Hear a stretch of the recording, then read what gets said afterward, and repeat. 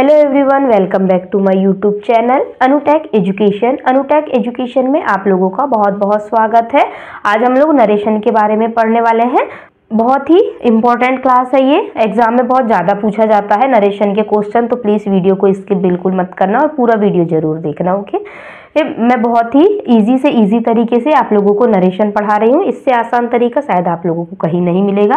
तो guys, video को skip बिल्कुल मत करना और यदि चैनल पे नए हैं तो चैनल को सब्सक्राइब कर लेना, ताकि आगे आने वाले हर एक वीडियो की नोटिफिकेशन आपको आसानी से मिलती रहे। ओके, तो चलिए हम स्टार्ट करते हैं नरेशन के बारे में। तो हमने पिछली क्लास में देख चुके थे, इंटरोगेटिव सेंटेंस के बारे में हम बात कर चुके थे। अफर्मेटिव सेंटेंस की भी डायरेक्ट इनडायरेक्ट स्पीच हमने बना लिया था।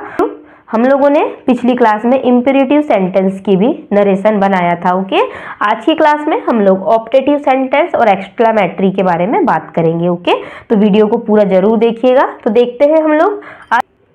तो हमने देख ही चुका कि ऑप्टेटिव सेंटेंस दो प्रकार के होते हैं, एक होता है विश वाला और एक कर्स वाला। तो जो विश वाले सेंटेंस होते हैं, इसमें हमें कोई विश करता है ना, हमारे बारे में कोई अच्छा सोचता है, हमें कहता है जुग जुग जियो, है ना, इस टाइप से जो भी हमें ब्लेस करता है, तो वो ऑप्टेटिव सेंटेंस के विश वाले सेंटेंस में आ जाता है। यदि कोई हमें श्राप देता है तो हम उसे कर्स वाले सेंटेंस बोलेंगे। या हम कहें कि विश वाले जितने भी सेंटेंस होते हैं उसमें हमें कोई आशीर्वाद देता हुआ होता है, और श्राप वाले सेंटेंस में कोई श्राप दे देता है, जैसे कि तुम्हें कोई पानी देने वाला नहीं मिलेगा या तुम्हें कीड़े पड़ेंगे। इस टाइप से यदि कोई श्राप देता है तो उसको हम कर्स वाले सेंटेंस कहते हैं। तो यदि हमें एग्जाम में इस टाइप के यदि कोई भी सेंटेंस मिलते हैं कि कोई विश, गॉड ब्लेस यू कहता है कोई, है ना, तो उस टाइप के सेंटेंस है तो विश वाले सेंटेंस है। तो अब हम वहाँ पे सैड टू की जगह पर, सैड टू हमें दिया रहेगा तो हम सैड टू को हटाकर वहाँ हम लोग विश्ड लिखते हैं। ओके, और यदि कोई कर्स्ड देता है, जैसे गो टू हेल कहता है कोई हमें, तो वो कर्स है, श्राप दे रहा है कोई हमें, तो उस सेंटेंस में हम लोग सैड टू को हटाकर हम लोग कर्स्ड लिखते हैं। और अब बात आती है कनेक्टर की, तो हम लोग कनेक्टर दोनों में दैट लगाते हैं। ओके, जैसे हमने इससे पहले देखा था इंटरोगेटिव सेंटेंस में इफ या वेदर लगा रहे थे हम लोग, है ना, और WH फैमिली में तो WH फैमिली ही खुद ही कनेक्टर का काम कर रही थी, है ना। उसी प्रकार हम लोग ऑप्टेटिव सेंटेंस है तो उसमें विश और कर्स्ड का प्रयोग करेंगे। इतना आप अपनी कॉपी में नोट डाउन कर लीजिए कि यदि ऑप्टेटिव सेंटेंसों में यदि हमें कोई विश वाला क्वेश्चन आता है तो हमें विश्ड लिखना है सैड टू की जगह, और कर्स की जगह हमें कर्स्ड लिखना है, और कनेक्टर हमें दैट लगाना है। ओके, इतना आप अपनी कॉपी में नोट डाउन करिए। अब हम आगे देखेंगे, अभी हम इसके क्वेश्चन करेंगे तो और समझ में आ जाएगा आप लोगों को। तो हमारे पास ये एक क्वेश्चन दिया हुआ है ऑप्टेटिव सेंटेंस का विश वाला। ओके, ही सैड, यहाँ पे हम सैड टू भी लिख सकते हैं, इसका कोई ज़्यादा फर्क नहीं पड़ता, है ना। May God pardon him. अब हम इसका इनडायरेक्ट स्पीच बनाएंगे। हम देखकर हमें वैसे भी समझ में आ गया है कि गॉड की बात हो रही है, मतलब भगवान वाली बात हो रही है, मतलब कुछ अच्छा ही हो रहा है, मतलब विश वाला सेंटेंस है ना। तो अब हम इसकी इनडायरेक्ट स्पीच बनाएंगे। अब हम देखेंगे इसे कि हमें पता है कि विश्ड वाला सेंटेंस है, तो हमने क्या लिखा यहाँ पे, हम यहाँ लिखेंगे सी सैड है, तो हमें पता है कि हम सैड टू को हटाकर यहाँ विश्ड लिख रहे थे, तो यहाँ पे हमने लिखा विश्ड। ओके, कनेक्टर लगाएंगे हम दोनों के बीच में दैट, और हम अब डायरेक्ट मे का माइट नहीं करेंगे, हम पहले लिखेंगे गॉड, उसके बाद हमें पता है कि मे का माइट होता है, और पार्डन और हिम का भी हिम ही होता है। ओके, क्योंकि ये पजेसिव है और पजेसिव का कोई भी चेंजेस नहीं होता, पजेसिव की फॉर्म सेम आती है। सेकेंड सेंटेंस देखेंगे अब हम, they said long live the king. Okay, ये भी हमें विश वाला सेंटेंस है ना, कि हम यानी लंबी जिंदगी हो तुम्हारी, या जुग जुग जियो बोलते हैं किसी को भी, या राजा बनो बोलते हैं। इस टाइप से हम जो भी विश करते हैं, किसी को आशीर्वाद देते हैं, तो हम इसमें भी विश्ड का प्रयोग करेंगे। ओके, तो हमने दे की जगह दे लिखा, सैड टू का विश्ड हो गया, यहाँ हमने कनेक्टर लगाया दैट। अब हम द किंग लिखेंगे। ओके, डायरेक्ट हम लॉन्ग नहीं लिखेंगे, द किंग। अब हम किसी को आशीर्वाद दे रहे हैं, इसलिए हम ऐसे भी किसी को आशीर्वाद देते हैं तो मैं गॉड ब्लेस यू बोलते हैं, मतलब आशीर्वाद के लिए हम मे का प्रयोग करते हैं। तो हमने यहाँ लिखा नहीं है, लेकिन यहाँ पे माइट आएगा। ओके, क्योंकि मे का माइट होता है, तो माइट और उसके बाद में लिव लॉन्ग आ जाएगा। ओके, नेक्स्ट देखेंगे अब हम। ये एग्जाम में आप लोगों को कम पूछे जाते हैं ऐसे क्वेश्चन, लेकिन हमें कभी बाई चांस कॉम्पिटिशन एग्जाम में पूछ लिया जाता है तो हमें पता रहना चाहिए ये सारी चीज़ें। वैसे तो इस एमआर से वॉज वर, फर्स्ट फॉर्म से सेकंड फॉर्म, इस टाइप के ही क्वेश्चन ज़्यादा पूछा जाता है नरेशन के, लेकिन फिर भी कॉम्पिटिशन एग्जाम में कोई भरोसा नहीं होता है, एग्जामिनर का कुछ भी दे देता है, तो हमें सब टाइप की चीज़ें पता रहना चाहिए। अब हमारे पास एक ये क्वेश्चन आता है, ओके, ऑप्टेटिव में ही ये कर्स वाला सेंटेंस है। He said to me go to hell, okay, उसने मुझसे कहा भाड़ में जाओ, या उस वक्त किसी को हम बोलते हैं ना भाड़ में जाओ कीड़े पड़े, इस टाइप से हम लोग किसी को क्या करते हैं, श्राप देते हैं। तो अब हम यहाँ पे क्या लिखेंगे, श्राप वाले में हम यहाँ पे सेड टू की जगह कर्स लिखेंगे। चलिए बनाते हैं इसका indirect. He first me that go to hell, okay, हमने क्या किया, ही की जगह हमने ही लिखा, सैड टू की जगह हमने कर्स लिखा, क्योंकि हम श्राप दे रहे हैं इसलिए हमने यहाँ पे कर्स लिखा, मी की जगह मी, दैट, दोनों के बीच में कनेक्टर लगेगा, कभी भी दैट का प्रयोग किया जाएगा। उसी प्रकार हम देखेंगे गो टू हेल को हम डायरेक्ट सेम लिख देंगे नीचे, ओके।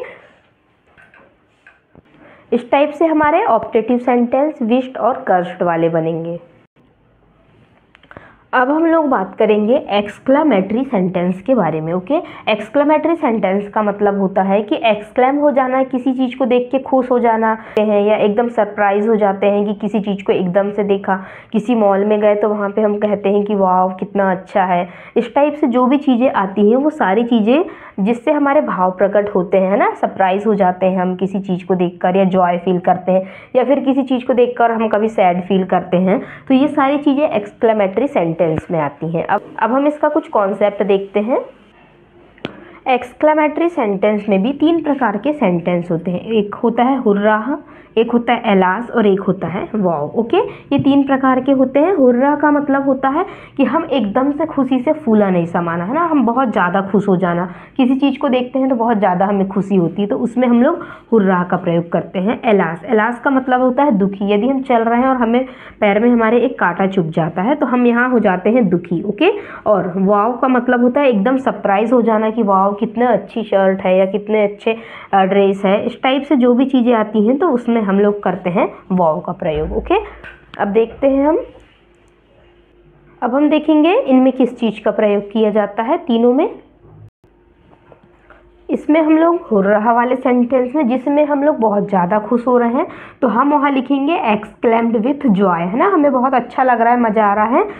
नेक्स्ट है एलास वाला, तो एलास वाले में हम लिखेंगे कि एक्सक्लेम्ड विथ सोरो, मतलब इसमें हमें दुख हो रहा है ना, हमें कांटा चुभ रहा था तो दुख हो रहा था। और वाव वाला सेंटेंस में एक्सक्लेम्ड विथ सरप्राइज, मतलब हम क्या होते हैं, सरप्राइज हो जाते हैं किसी चीज़ को देखकर, तो वहाँ हम लोग वाव का प्रयोग करेंगे। और वाव के साथ हम लोग इस टाइप के जो सेंटेंस आते हैं उसमें हम लोग एक्सक्लेम्ड विथ सरप्राइज लिखते हैं। अब हम बात करेंगे कनेक्टर की, तो इन सभी के साथ में कनेक्टर में लग जाएगा दैट, ओके। दैट कनेक्टर का प्रयोग इन सभी के साथ में किया जाएगा। जहाँ सैड टू लिखा रहता है उसकी जगह पर हम लोग ये लिखेंगे एक्सक्लेम्ड विथ जॉय या सोरो या सरप्राइज, और इन सभी के साथ तीनों के साथ कनेक्टर लगाएंगे हम दैट। बस हमें ये 3 चीज़ें याद रखना है। वैसे तो एग्ज़ाम में हमें लिखा हुआ रहता है, हमें बनाना कुछ भी नहीं पड़ता, सिर्फ हमें कॉन्सेप्ट पता रहना चाहिए, बस हो गया, है ना। हमें सिर्फ ये पता रहना चाहिए कि एलास है तो उसके साथ सोरो का प्रयोग करेंगे, तो हम एग्ज़ाम में जब भी कॉम्पिटिशन एग्ज़ाम में ऐसा क्वेश्चन पूछा जाता है तो सिर्फ हमें टिक करना रहता है वहाँ, बस हो गया, है ना। तो इसलिए हमें ये सब चीज़ें पता रहनी चाहिए। आप इसे अपनी कॉपी में नोट डाउन कर लीजिए। अब हम इसके कुछ क्वेश्चन देखते हैं। अब हम देखेंगे ये क्वेश्चन, यहाँ लिखा है she said, okay, hurrah we have won this match. तो अब हम देखेंगे यहाँ कि हमें हुर्राह लिखा हुआ मिला है, तो हमें इसका मतलब पता है कि जब भी हमने अभी थोड़ी देर पहले देखा था कि यदि हुर्राह लिखा हुआ मिलता है हमें, तो हम इसके साथ में एक्सक्लेम्ड विथ जॉय लिखते हैं, ओके। तो चलिए अब हम इसका इनडायरेक्ट स्पीच में इसको चेंज करते हैं। अब हम देखते हैं इसके question. She said hurrah we have won this match, okay, इतना हम देख चुके थे। अब हम इसका बनाते हैं इनडायरेक्ट स्पीच, तो हम लिखेंगे यहाँ सी की जगह सी, सेड का हमने देखा था एक्सक्लेम्ड विथ जॉय हो जाता है हुर्राह में, है ना। तो अब मैं ये एक्सक्लेम्ड क्यों लिख रही हूँ, मैं ये एक्सक्लेमेटरी मार्क को देख के लिख रही हूँ कि हमने जैसे इस मार्क को देखा तो हम वहाँ लिखेंगे कि हुर्राह का तो हो जाएगा जॉय, लेकिन हम ये मार्क के कारण इसको हम एक्सक्लेम्ड विथ जॉय लिखते हैं, ओके। दोनों के बीच में कनेक्टर लगाएंगे हम लोग दैट, ओके। यहाँ पे वी है और यहाँ सी है, ओके, तो वी का हो जाता है यहाँ दे। अब हमने देखा has have third form, head third form में बदल जाती है, तो ये हेड थर्ड फॉर्म हो गया, दिस मैच का दिस मैच सेम हो गया। ओके, अब हम सेकंड वाला देखते हैं, सी सैड। ओके, ये कॉमा के अंदर है, how beautiful is the rain, फिर वहां लगा है एक्सक्लेमेटरी मार्क। तो अब हम ये समझ गए कि कितनी ब्यूटीफुल बारिश है, मतलब हम क्या हो गए, एकदम सरप्राइज हो गए कि वाओ हाउ वंडरफुल बोलते हैं ना हम लोग, कितना आश्चर्यजनक है कोई भी चीज। तो हमने देखा कि यहाँ एक्सक्लेमेटरी मार्क भी लिखा है और ये कितनी ब्यूटीफुल बारिश हो रही है कह सकते हैं हम, है ना। तो इसलिए हमने लिखे यहाँ एक्सक्लेम्ड विद सरप्राइज, हम सरप्राइज हो गए हाउ को देखकर, है ना। यहाँ हाउ लिखा था तो हम इसे देखकर सरप्राइज हो गए, तो सी की जगह हमने सी लिखा। अब हम सरप्राइज हुए थे इसलिए हमने यहाँ एक्सक्लेम्ड विद सरप्राइज लिख दिया यहाँ पे। दोनों के बीच में लगाया हमने दैट। अब हम हाउ को नहीं लिखेंगे, है ना, इसलिए नहीं लिखेंगे क्योंकि हमने यहाँ एक्सक्लेम्ड विद सरप्राइज लिख चुके हैं, इसीलिए हम नहीं लिखेंगे। हमने लगाया कनेक्टर दैट। अब हम लिखेंगे द रेन, इसका हो जाएगा वाज और ब्यूटीफुल का ब्यूटीफुल। आपको इतना ज़्यादा सोचने की जरूरत नहीं, ये सारी चीज़ें आपको एग्जाम में दी हुई रहेंगी। आपको सिर्फ टिक लगाना है कि हैज़ हैव दिया है, यहाँ हैज़ हैव थर्ड फॉर्म है तो हमें हैड थर्ड फॉर्म लगाना है, इज है तो हमें वाज से सेलेक्ट करना है ना। बस हमें यही चेंजेस याद रखना है कि इज का वाज हो जाता है, बस हमें बाकी कुछ याद नहीं रखना है कीवर्ड के माध्यम से। ये सारी चीज़ें तो हमें कॉम्पिटिशन एग्जाम में बनाकर दिया हुआ होता है। ओके, अब हम देखेंगे इसका नेक्स्ट वाला एग्जाम्पल। ये थोड़ा सा अपवाद टाइप का या कुछ अजीब से सेंटेंस है ये, लेकिन आपको इसमें कुछ नहीं करना है, सिर्फ अभी मैं आपको क्वेश्चंस बताऊंगी किस टाइप के क्वेश्चन आते हैं। जैसे एग्जाम में क्वेश्चन पूछे हुए हैं 10 से 12 ईयर के बीच में। ओके, तो मैं आपको सारे क्वेश्चंस भी अभी करवाऊंगी तो आपको समझ में जाएगा। आपको तो सिर्फ इसका वाज हैज़ हैव का हैड थर्ड फॉर्म करना है, बस हो गया। बाकी आपको इतना ज़्यादा याद रखने की ज़रूरत नहीं है, आप इसे अपनी कॉपी में नोट डाउन कर लीजिए। एक और कॉन्सेप्ट है जो मैं आपको बताऊंगी अभी। अब एक ये नया कॉन्सेप्ट है कि आप पहले क्वेश्चन को देख लीजिए, क्या लिखा है, he said to me the sun rises in the east. इसका मतलब है कि यह जो क्वेश्चन है यह क्या है, एक यूनिवर्सल फैक्ट है ना, कि सन राइज होता है ईस्ट से ही, है ना। ये क्या है, एक प्रकार से यूनिवर्सल फैक्ट है।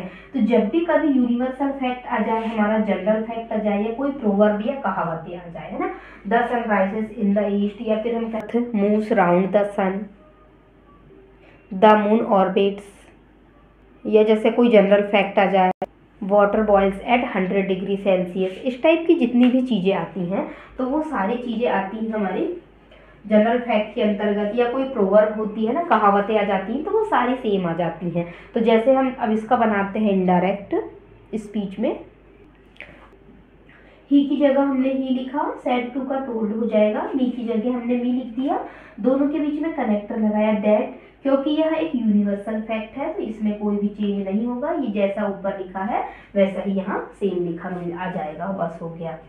रिपोर्टेड वर्ब में सेड टू या पास्ट टेंस है तो हमारे रिपोर्टेड स्पीच में कोई भी चेंज नहीं होता है, सेम आ जाती है जैसे कि वैसे ही। ओके, इस चीज को आप याद रखिए।